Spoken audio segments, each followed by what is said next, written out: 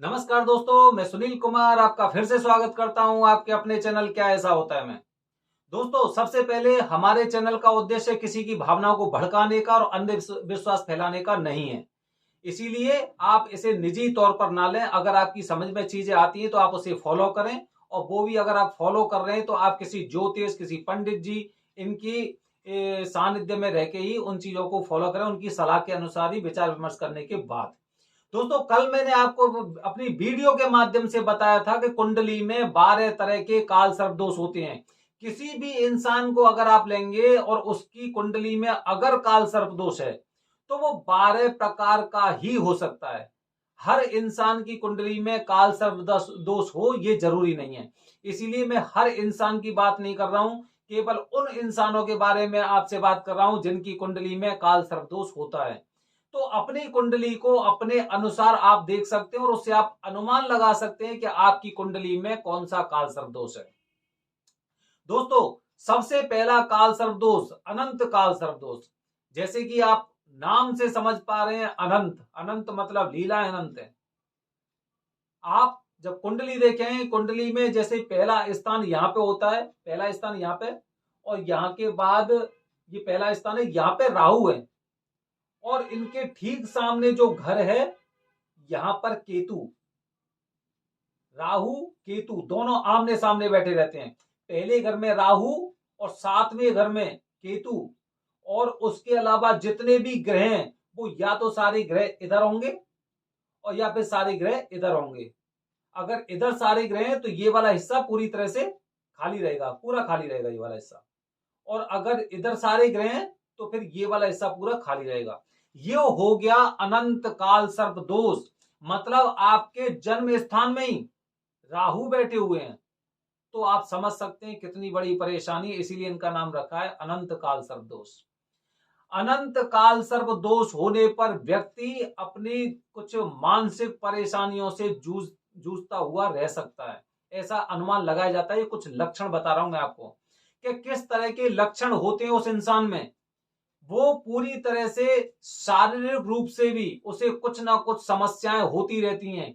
कभी कुछ हुआ, कभी कुछ हुआ, कभी कुछ हुआ, और जैसे ही वो उन्हें थोड़ा सा नजरअंदाज करता है तो नजरअंदाज करने के बाद वही बीमारी थोड़ी सी गंभीर बीमारी बन जाती है। ये अनंत काल सर्प दोष का लक्षण है। दूसरा, विवाह में उनके में बहुत ज्यादा विलंब आएगा। हो सकता है आपके रिश्ते और नातेदारी उस लड़के की शादी ना होने दें, उसके बारे में गलत गलत अफवाहें वगैरह फैलाकर और उसका गलत तरह से उसका नाम लिया जा रहा है और उसकी शादी नहीं होने दे रहे हैं।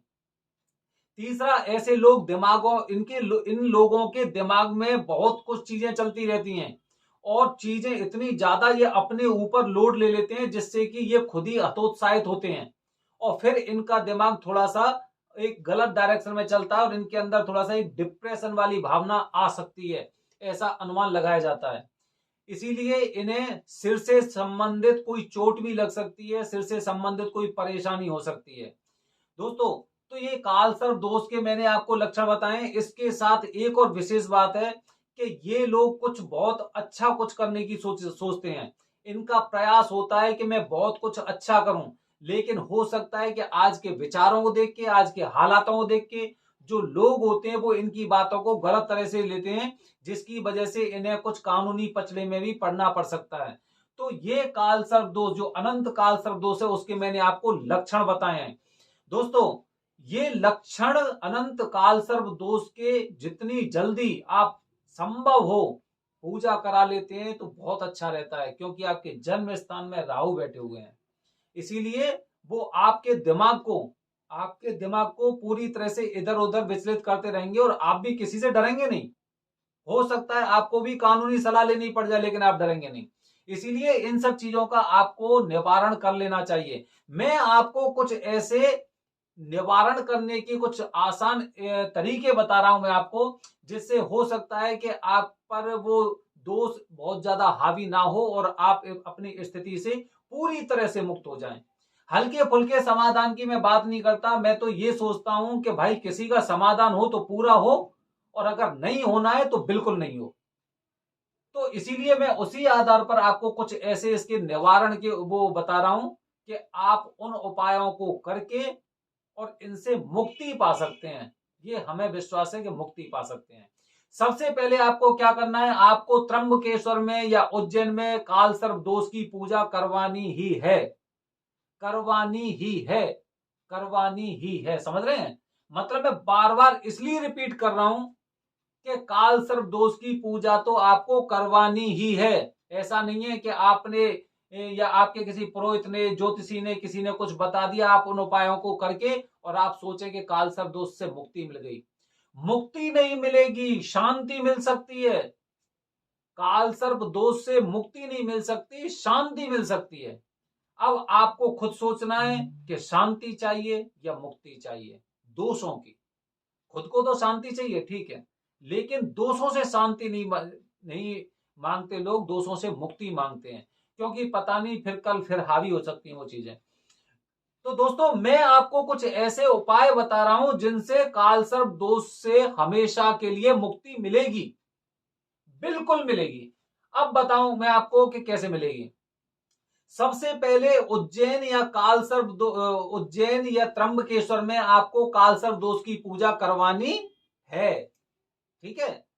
उसके बाद जैसे ही आपकी कालसर्प दोष की पूजा हो जाती है तो आप वहीं से प्रयास करें, वहीं देखें, वहां पे आपको काफी लोग मिल जाएंगे, काफी दुकानें वहां पे, एक मुखी, आठ मुखी या नौ मुखी, इन तीन रुद्राक्षों में से अगर कोई एक भी आपको रुद्राक्ष मिल जाता है तो उसे लेकर सबसे पहले जहां पर वो गोदावरी नदी है या फिर कुसावर तीर्थ है, अगर मैं त्र्यंबकेश्वर की बात करूं तो, और अगर आप उज्जैन में हैं तो शिप्रा नदी, वहां पर सबसे पहले आपको जो भी आपने लिया है, एक मुखी लिया है, आठ मुखी लिया है, नौ मुखी लिया है, कोई भी एक लेना है, तीनों नहीं लेने, किसी को लेके वहां पर सबसे पहले उस जल से उन्हें साफ करना है। और फिर अगर आप त्र्यंबकेश्वर में है तो त्र्यंबकेश्वर महादेव, और अगर आप उज्जैन में है तो महाकालेश्वर महादेव, वहां पर उस रुद्राक्ष को ले जाकर और आपको मंदिर में, आपको जैसे परिक्रमा लगाते हैं, और अगर आप जैसे शिवलिंग को अगर छू पाते हैं, क्योंकि त्र्यंबकेश्वर में तो आप नहीं छू पाएंगे शिवलिंग को, बिल्कुल नहीं छू पाएंगे, वो तो एकदम अंदर की तरफ चले गए हैं। उज्जैन में छू सकते हैं, लेकिन वहां पे मैंने सुना है कि इतवार, सोमवार और मंगल अंदर गर्भगृह में घुसने नहीं देते हैं।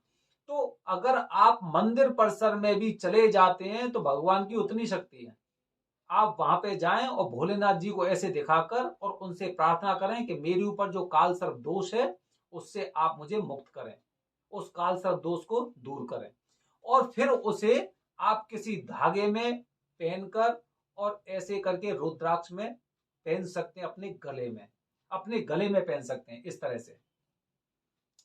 दूसरा मैं आपको बता रहा हूं दोस्तों कि जब आप ये कर चुके होते हैं, दूसरा उपाय बता रहा हूं, आपने कालसर्प दोष की पूजा करा ली, उसके बाद अगर आप कुसावर तीर्थ पर जाएंगे तो वहां पर आपको कुछ ठेली मिलेंगी जहां पर दूध भी मिल रहा होगा।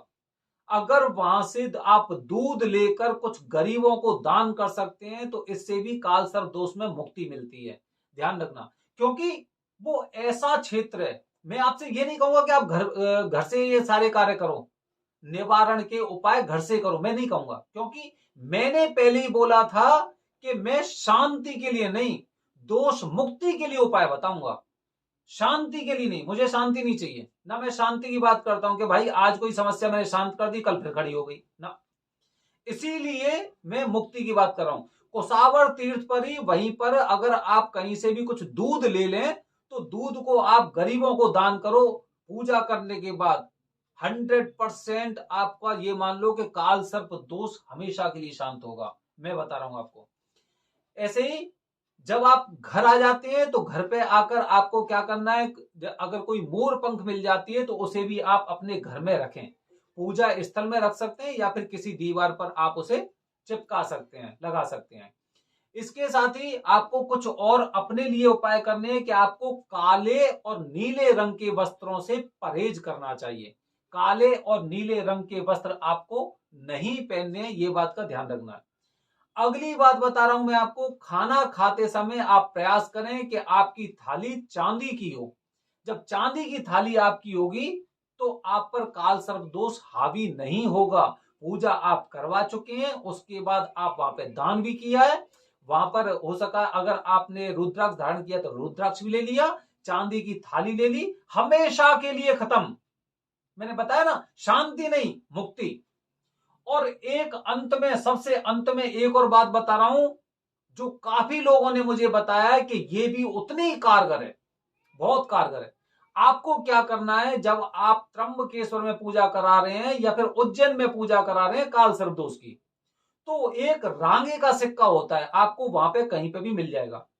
जब आप काल सर्प दोष की पूजा कराते हैं तो उसके बाद जैसे ही आपकी पूजा संपन्न हो जाती है, तो उस रांगे के सिक्के को आपको लेना है और त्र्यंबकेश्वर में जो कुशावर्त तीर्थ है वहां पर जाकर उसे ओम नमः शिवाय कहकर और उसे पानी में प्रवाहित कर देना है।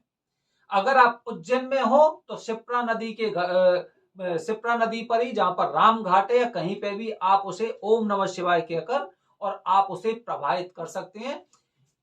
तो पूजा करने के बाद जो आपने ये उपाय किए हैं, इससे मुक्ति मिलेगी, शांति नहीं। शांति हमारा उद्देश्य नहीं है, हमारा उद्देश्य है दोष मुक्ति।